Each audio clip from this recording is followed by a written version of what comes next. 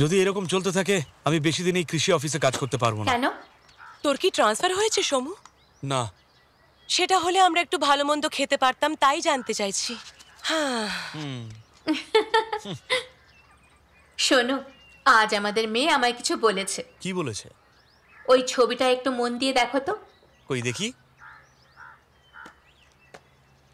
বাহ, আমি এরকম ভাবে স্কুলে যেতে চাই। কি? আমি এইভাবে স্কুলে যেতে চাই। হ্যাঁ হ্যাঁ নিশ্চয়ই, আমরা খুব ভালো সরকারি স্কুলে তোমার অ্যাডমিশন করিয়ে দেবো।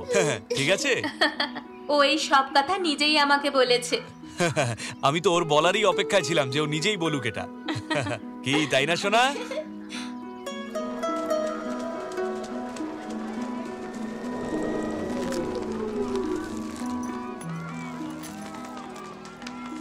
অবশেষে আপনারা স্কুলে এলেন। একটা কাজ করা যাক, ওর এন্ট্রান্স এক্সাম নিয়ে নিচ্ছি। এক্সামে পাশ করলে তবে ওকে সেই ক্লাসে ভর্তি করে নেব। ঠিক আছে sir. What is your name? I am India. আমি বলেছিলাম না ওকে আগেই স্কুলে ভর্তি করে দেওয়া উচিত ছিল। কেউ তোমার নাম জিজ্ঞেস করলে দেশের নাম বলবে। No sir, my name is India. আরে এটা তো খুব ভালো কথা। সুমনের মাথায় তো এর চেয়েও বেশি ভ্যারাইটির নাম এসেছিল। ত্রিমুহী, ক্রিমুহি। খ্রিস্টান, মুসলিম, হিন্দু। আমি ভেবেছিলাম যে কোনো ধর্ম থাকা ঠিক নয়। ও ছোট থেকেই সবার থেকে আলাদা ছিল। একবার জানতে চেয়েছিল শরীরে তেল মাখলে কোলেস্ট্রল বেড়ে যাবে না তো। এক্সাম কবে নেব আমি নিজে জানিয়ে দেবো। হ্যাঁ ওকে স্যার। ঠিক আছে। হাই পাপা।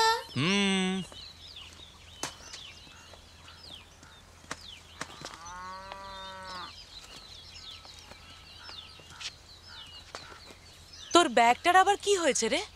মা, এটা আমার ব্যাগ নয়। ওর অ্যাডমিশন হয়ে গেছে? হ্যাঁ, জজ স্যার আজকে আমাকে অফিসে ডেকেছিলেন। উনি এর এক্সাম নিয়েছিলেন, তাতে ও এ গ্রেড পেয়েছে। আগামীকাল থেকে ওকে স্কুলে পাঠিয়ে দিতে বলেছেন। এবার আমার কি হবে? আমি কার সাথে কাল থেকে খেলবো? তুমি রাতে যে সিরিয়ালগুলো দেখো সেগুলো দিনে আরেকবার দেখে নিও।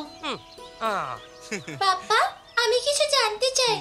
বিনা বলছিল মা বাবা যখন জড়াজড়ি করে তখন বাচ্চা হয়, এটা কি সত্যি কথা? এই আজকালকার বাচ্চারা স্কুল যাওয়ার আগেই বয়ে যায় একেবারে। আমি তোমাকে বলেছিলাম না এরকম প্রশ্ন করবে না। কি করছো শালিনী? তাহলে বাচ্চাদের প্রশ্নের জবাবটা কে দেবে? দেখো, আমি বলে দিচ্ছি, উল্টো পাল্টা প্রশ্নের উত্তর দেবে না। এই মেয়ে যখনই মুখ খোলে কোনো না কোনো প্রশ্ন করে, আর বাপও অমনি জবাব নিয়ে একেবারে তৈরি থাকে। শোনো বাবা, যখন তোমার বাবা মায়ের একে অপরকে পছন্দ ছিল তারপরেই আমাদের বিয়ে হয়েছে। আর বিয়ে করার পরে ভালোবেসে আমরা দুজন এক হয়ে গেছিলাম, তারপরেই তোমার জন্ম হয়েছে। আর 9 মাস পর্যন্ত তুমি তোমার মায়ের পেটের মধ্যেই ছিলে। জানো তারপর কি হয়েছে? তুমি তোমার মায়ের পেটের মধ্যে নড়াচড়া শুরু করেছিলে, আর সব ব্যথা তোমার মা হাসি মুখে সহ্য করেছিল। তারপর 10ম মাসে তুমি তোমার মায়ের পেট থেকে বেরিয়ে এসেছিলে। তোমার বাবা তোমার মাকে সেই কষ্ট পেতে নিজের চোখে দেখেছে, আর উনি তোমাকে খুব ভালোবাসেন। আমরা অনেক কষ্ট করে তোমাকে পেয়েছি। মা সব সময় নিজের বাচ্চাকে খুব ভালোবাসে সোনা। মাকে কখনো দুঃখ দেবে না।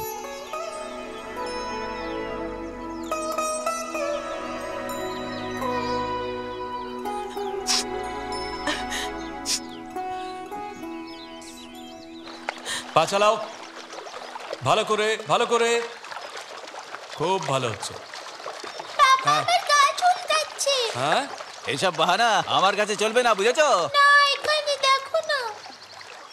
হ্যাঁ ফুলে গেছে দেখছি তো। এই সুমন, হ্যাঁ এগুলো দেখ তো। হ্যাঁ,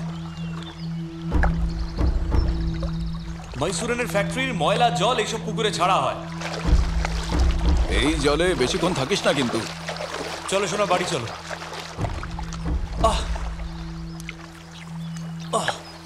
বাড়ি যাওয়ার পর একটু হলুদ জল খাইয়ে দেবো। তার দরকার নেই, একটু নারকেল তেল লাগিয়ে দিস, বুঝতে পারলি তো? সুমন ভাই, হ্যাঁ ଆପଣଙ୍କୁ କୃଷି ଅଫିସରେ ଡାକିଛନ୍ତି। কেন, কি হয়েছে? ମୁଁ ଜାଣି ନାହିଁ।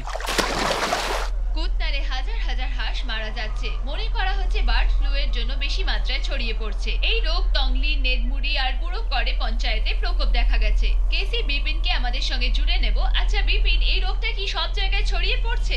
দেখুন শালিনী, সুরক্ষার কথা কথা মাথায় রেখে দুদিনে হাজার হাজার হাঁসকে মারা হয়েছে। গত দুদিনে প্রায় 25,000-এরও বেশি হাঁস মেরে ফেলা হয়েছে। এর মধ্যে স্বাভাবিকভাবে মৃত্যু হয়েছে এমন হাঁসও আছে। এখনো পর্যন্ত এই জেলাতে মোটামুটি 3-4 বছর আগে ক্রিসমাসের সময় ঠিক এরকমই হয়েছিল। এই বার্ড ফ্লু এসেছিল, আমরা ভিখারি হয়ে গেছিলাম। সেই জন্যই এটা করা হচ্ছে। তবে 10 নম্বর ওয়ার্ডে এই রোগের প্রাদুর্ভাব দেখা দিয়েছে। সাজির বাড়ি এটাই না? চলো দেখি বাড়িতে আছে কিনা। হ্যাঁ দেখছি। হ্যাঁ দেখো ওখানে অনেক হাঁস। আপনারা কারা? বার্ড ফ্লু নাম তো শুনেছেন না? যেখানে এই রোগ ছড়িয়েছে সেখানকার 1 কিলোমিটারের মধ্যে যত হাঁস আছে আমরা মেরে ফেলতে এসেছি। শোনো, তাড়াতাড়ি এসো, এরা আমাদের হাঁসেদের ধরে জ্বালিয়ে দেবে আমি বলছে। আছি তো স্যার, আমাদের হাঁসের কোনো রোগ নেই স্যার। সাজি ভাই ইনি হলেন কেন্দ্রীয় এনসিডিসি ডাইরেক্টর, আর ইনি অ্যানিম্যাল প্রোটেকশনের পক্ষ থেকে। যারা জানোয়ারদের রক্ষা করে তারাই কেন মারছে না? দেখো সাজি, তুমি একটা হাঁসের জন্য 200 টাকা করে পাবে। ধরে নাও না সব তোমরা হোলসেলে বেচে দিয়েছো। আরে একসাথে কি বেচতে পারো না তোমরা? আরে আমি সবার ভালোর জন্যই তো বলছি, তাই না? কি 200 টাকা? দরকার নেই তোমাদের 200 টাকা। হ্যাঁ এই ধরো ধরো, ওগুলো ধরো তাড়াতাড়ি। এই দাঁড়াও, আরে করছোটা কি? দেখুন স্যার, এসব করার আগে ভোপাল থেকে আগে টেস্ট রিপোর্ট আসতে দিন, তারপরেই এসব জ্বালাবেন। সুমন বেশি হিরোগিরি করো না। এই হাঁসের মাংস খাওয়ার পরেই সুশি বমি শুরু করেছিল, আর এখন সরকারি হাসপাতালে ভর্তি। ও গাছ থেকে জন্মেছে। তুমি নিজের মুখটা বন্ধ রাখো না, যা করতে চাইছে করতে দাও। খতম করতে এসেছে। এই রোগটাকে তুমি ব্লাড ফ্লু বলে কেন চালাতে চাইছো? গ্রামবাসীদের ভয় দেখানোর জন্য না? এই কথাটা সবাই জানে যে ক্রিসমাসের মধ্যে মিট মাফিয়াদের খেলা শুরু হয়ে যায়। সুমন, আমি এখানে দিনরাত মানুষের সাহায্য করার জন্য চেষ্টা করছি। তুমি এখন যা করলে না, তার জন্য তোমায় ভুগতে হবে। গ্রামের লোকেদের মৃত্যুর মুখে ঠেলতে পারো না। আমার গ্রামের ধনী এবং গরিব লোকেদের অবস্থা আমি খুব ভালো মতোই জানি, আর আমি সেই কথাটাই গ্রামের লোকেদের খুব ভালোভাবে বোঝাবো। ঠিক আছে, বোঝাও ওদের। ঠিক আছে, আমিও ঠিক আছে, দেখবো আমি। হ্যাঁ ঠিক আছে।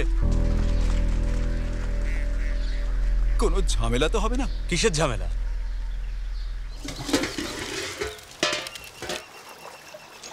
ও সুমন ভাই, বলো। সবাইকে বিরিয়ানি খাওয়াচ্ছো? কারোর জন্মদিন নাকি? আচ্ছা, তুমি খবরের কাগজ পড়ো না? এই ব্যানারটা দেখো একবার। ও তাহলে এটা চিকেন নয়, তার মানে হাঁসের মাংস। আর এর থেকে তো পিস খাওয়া ভালো। ইয়া মুন্ডা তো ঠিক আছে, কিছু भी কই চল চালছি। চল, ওই দিকটা ধর। হ্যাঁ এইটি। এই লোকটার মাথায় না একদম বুদ্ধি নেই। যারা দেখছে তাদের কাছে হয়তো পাগলামি মনে হবে, কিন্তু আমি তোমাদের বলছি যে আমরা নিজেদের জীবন নিয়ে খেলছি না। মানুষের মন থেকে ভয় দূর করার ব্যাস এটাই একটা রাস্তা। প্রথমে আমি মানে খাইবো, তারপরে তোম মানে খাইবো।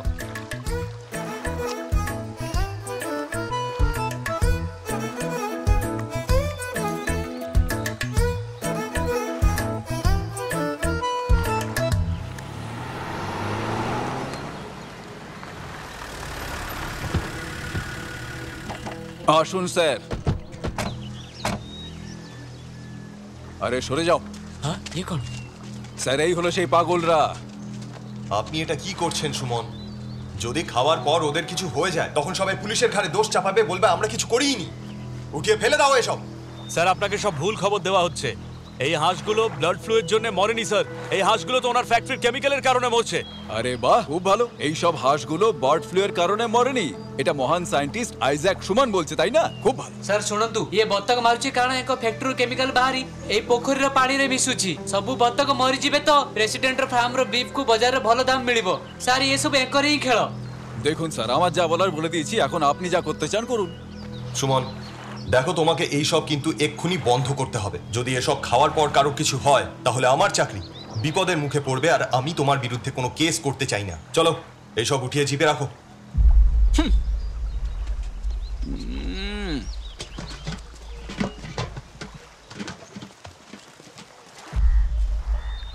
আপনি শুধু কিছুদিন অপেক্ষা করুন, আর আমি আপনার বিরুদ্ধে সেন্টার থেকে একটা অর্ডার নিয়ে আসব।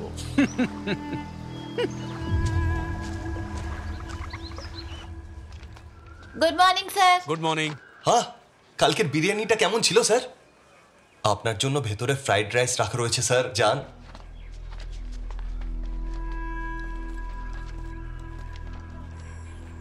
স্যার, যদি তুমি সব জায়গায় হরতাল করে বেড়াও তাহলে এখানকার কাজ কে করবে?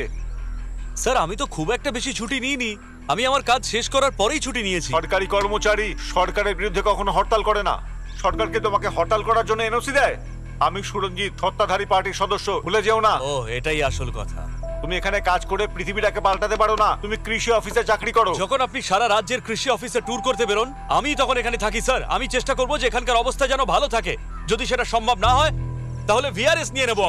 রেগে গিয়ে ভুল পদক্ষেপ নিও না। যদি এখান থেকে বেরিয়ে যাও ফিরে আসতে পারবে না। স্যার, আমার বাবা যে লোনটা নিয়েছিলেন সেটা আমি গত সপ্তাহে শোধ করে দিয়েছি।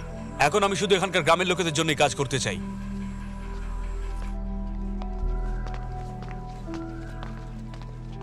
কি অদ্ভুত লোক, সবাই সরকারি চাকরি পাওয়ার জন্য পাগল, আর এর অবস্থা দেখো।